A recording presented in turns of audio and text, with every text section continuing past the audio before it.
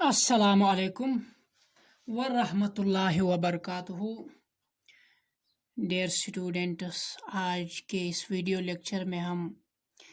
اقبال اور انسانیت کو مزید آگے لے جا رہے ہیں، تو یہ اس سلسلے کی آج دوسری کڑی ہوگی۔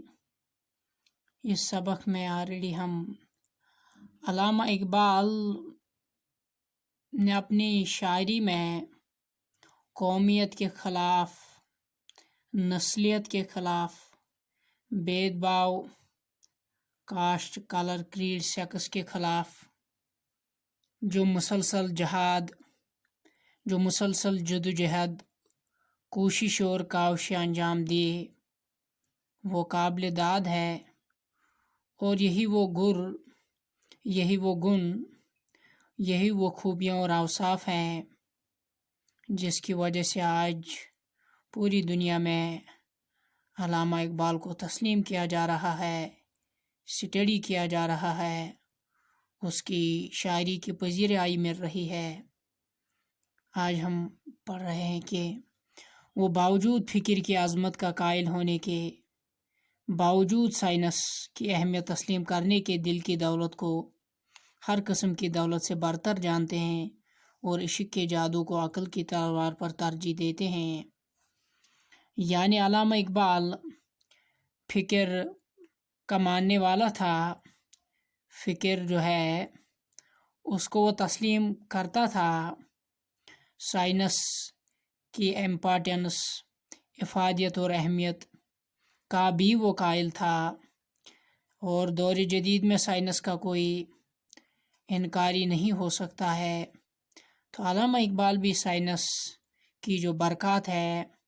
فیوزات ہے اور انوینشنز، انکشافات اور ایجادات جو سائنس نے کیے ہیں، اور جس کی وجہ سے آج حضرت انسان کی زندگی انتہائی کمفرٹیبل بن گئی ہے، تو اس طرح سے کوئی انسان اس نعمت سے منکر نہیں ہو سکتا ہے۔ لیکن علامہ اقبال دل کی دولت کو ہر قسم کی دولت سے برتر مانتے تھے، یعنی وہ عقل کو تسلیم کر کے، لیکن وہ اس کو دل سے نچلا درجہ دیتا ہے۔ دراصل علامہ اقبال کی جو شاعری ہے، اس میں عقل اور عشق پر مکالمہ ملیں گے، کشمکش ملے گی، لیکن آخر میں عشق ہی بازی لے جاتا ہے۔ یعنی عقل دراصل یہ رہرو ہے، عقل جو ہے یہ ڈائریکشن دکھاتی ہے، لیکن پھر جیسے کہ آپ کو اس شعر سے سمجھ آ سکتا ہے، بے خطر کود پڑا آتش نمرود میں عشق، عقل ہے محو تماشا لب بام بھی۔ یعنی عقل بھی تماشا دیکھ رہی تھی، یا عقل تقاضا کر رہی تھی کہ اس میں انسان جلس جائے گا، لیکن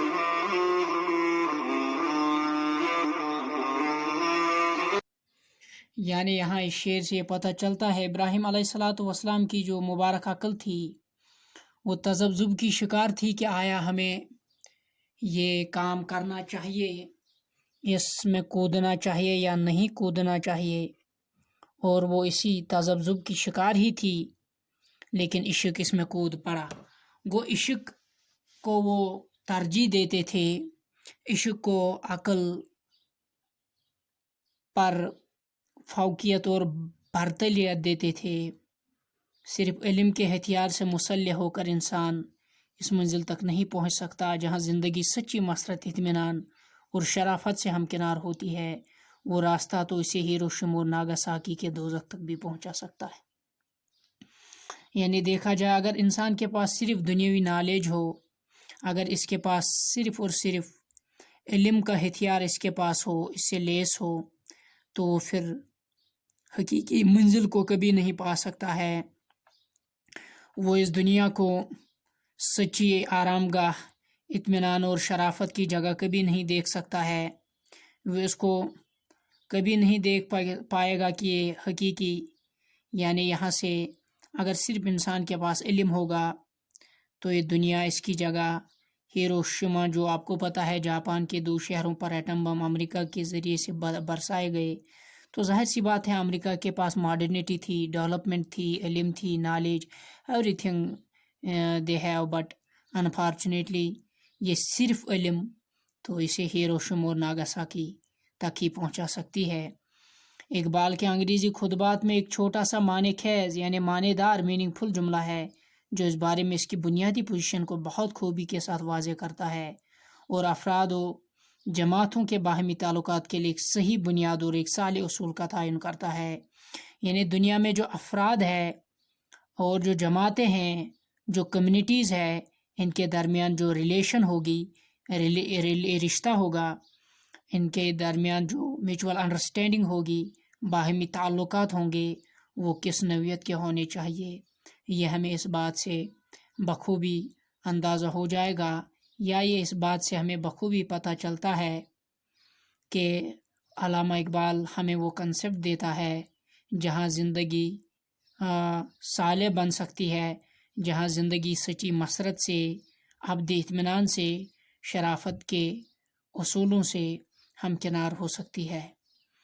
اس کا مطلب یہ ہے کہ اپنی خودی کو قائم رکھنے کے لیے ہم جو بھی کام کریں اس میں ایک اصول کو پیش نظر رکھنا چاہیے، یعنی ہم اپنی خودی کا احترام کریں، اور یہ ایسا سر ہے جو اقبال کے کلام میں شروع سے آخر تک سنائی دیتا ہے۔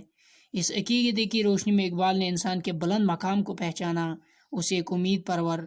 امید دینے والا، حوصلہ آفرین، شاباشی کا پیغام دیا اور ان راستوں کی جھلک دکھائی جو اس کو ہمدوش ثریا کر سکتے ہیں، یعنی جو اس کی رفت عطا کر سکتے ہیں، اس کو بلندیاں اور برتریاں حاصل کر سکتا ہے انسان۔ یعنی علامہ اقبال کے فلسفے میں ہمیں ایک اصول یہ ملے گا، انسان کو سیلف ریسپیکٹ ہونا چاہیے، جہاں وہ اپنی عزت کر رہا ہے، تکریم و تعظیم کر رہا ہے، جہاں سے وہ اپنے آپ کو دیکھ رہا ہے، جہاں سے وہ اپنی عزت کر رہا ہے، تعظیم کر رہا ہے، تکریم کر رہا ہے، تو وہاں سے اسے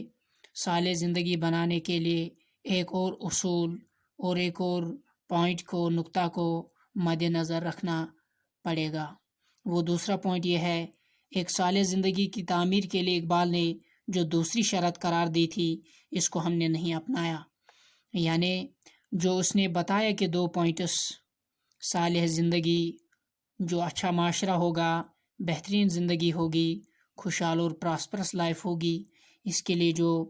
شرط دوسری، ایک تو یہ ہے کہ ہم اپنی خودی کا احترام کر رہے ہیں، وہ تو ہر کوئی کر رہا ہے، لیکن مشکل یہاں پیش آتی ہے جب وہ کہتا ہے کہ ہمیں دوسروں کی خودی کا، دوسروں کی عزت نفس کا، دوسروں کو بھی ریسپیکٹ دینا چاہیے، وہی جو اپنے لیے ہم پسند کر رہے ہیں دوسروں کے لیے بھی ہمیں اسی چیز کو پسند کرنا چاہیے۔ یعنی دوسروں کی خودی کا احترام، جب تک ہم دوسروں کی خودی کا سچا احترام کرنا نہ سیکھیں گے، ان کے لیے خیالات و عقائد اور اعمال کی، خواہ وہ ہم سے کتنے ہی مختلف کیوں نہ ہو، وہی آزادی نہ چاہیں گے جو ہم اپنے لیے چاہتے ہیں۔ یعنی اگر ہم اس کمیونٹی میں رہ رہے ہیں جہاں سے ہمارے پاس ایک اور کمیونٹی ہے، تو جہاں سے ان کا عقیدہ الگ ہوگا، ان کے بلیفس الگ ہوں گے، ان کا ایٹیچیوڈ اور ایپٹیچیوڈ الگ ہوگا، ان کے نظریات اور خیالات الگ ہوں گے، ان کے ڈیفرنٹ پرسپیکٹیو کی زندگی وہ بسر کر رہے ہوں، ان کے ویوز اور خیالات الگ ہم سے ہو سکتے ہیں، تو خواہ کتنے ہی